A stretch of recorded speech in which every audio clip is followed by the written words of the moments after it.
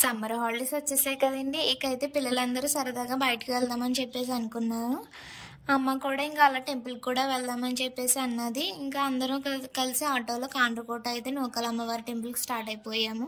ఇలా వెళ్తూ ఉండగా దారిలో ముత్యాల అమ్మవారు కనిపించారు. చెట్టు కింద చాలా అందంగా నిండుగా ఉన్నారు. మేము ఆ పక్కనే ఉన్న చిన్న కాలువలో కాళ్ళు చేతులు క్లీన్ చేసుకుని దర్శనానికి అయితే వెళ్ళిపోయాము. అమ్మవారు అయితే చాలా చక్కగా నిండుగా ఉన్నారు.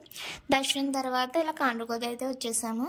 అక్కడ కొబ్బరికాయ అట్టిపళ్ళు అన్నీ తీసేసుకుని దర్శనం చేసుకోవడానికి లోపలికి అయితే వెళ్ళిపోయాము. క్రౌడ్ పెద్ద ఎక్కువ లేరు.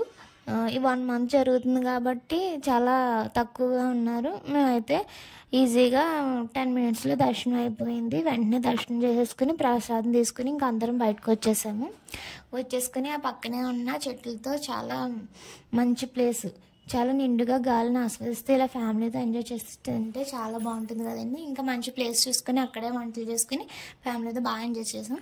ఇంకా వస్తూ ఈవినింగ్ ఇలా బీచ్కి అయితే వెళ్ళిపోయాము. బీచ్లో అయితే పిల్లలు అయితే చాలా ఎంజాయ్ చేశారు. మేమందరం బాగా ఎంజాయ్ చేసాము. ఇంకా అంతే అండి. Bye. Subscribe to my channel.